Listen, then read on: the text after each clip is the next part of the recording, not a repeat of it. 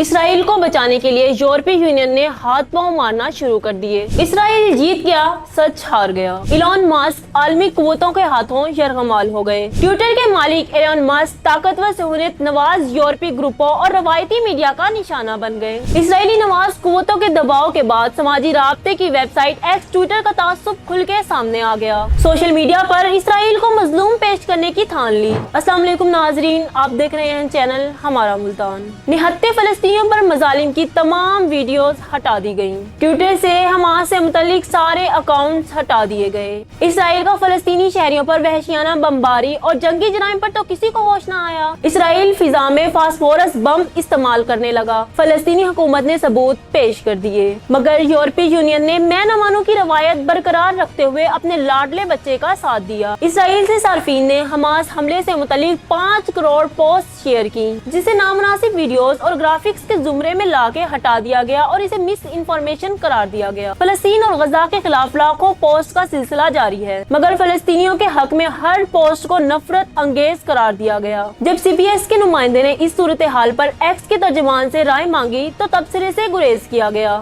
Twitter x کے بعد اسرائیل کی بربریت، ایک اور سوشل میڈیا پلیٹ فارم سے ہٹانے کی دھمکی۔ یورپی یونین نے حماس حملے میں اسرائیل کی ناکامی اور صہیونی فوج کے نہتے فلسطینی عوام پر مظالم کو چھپانے کے لیے میٹا پر دباؤ ڈالنا شروع کر دیا۔ فیس بک اور انسٹاگرام کے بانی مارک زکربرگ کو قانون کے مطابق جواب دینے کے لیے 24 گھنٹے کا وقت دیا گیا۔ برطانوی خبر رساں ادارے بی بی سی کے مطابق یورپی یونین کا کہنا ہے کہ سوشل میڈیا پر اسرائیل پر حماس کے حملے کے حوالے سے معلومات دکھائی گئی ہیں، جس میں بڑی تعداد میں تصاویر اور ویڈیوز شامل ہیں۔ میٹا کے ترجمان نے بی بی سی کو دیے گئے انٹرویو میں کہا ہے کہ حماس کے اسرائیل پر حملے کے بعد خصوصی آپریشن سینٹر قائم کیا گیا ہے، جس میں عبرانی اور عربی بولنے والے شامل ہیں، تاکہ تیزی سے بدلتی ہوئی صورتحال پر نگرانی رکھتے ہوئے اس کا جواب دیا جا سکے۔ ترجمان نے کہا ہے کہ غلط معلومات کے پھیلاؤ کو محدود کرنے کے لیے کام کیا جا رہا ہے۔ ناظرین، موجودہ صورتحال پر دنیا کے تمام بڑے اداروں کا تعصب کھل کے سامنے آ گیا ہے، جسے صاف ظاہر ہوتا ہے کہ اسرائیل نے ہر جگہ اپنے پنجے گاڑ رکھے ہیں اور اس کی طاقت کے سامنے سب زیر ہیں۔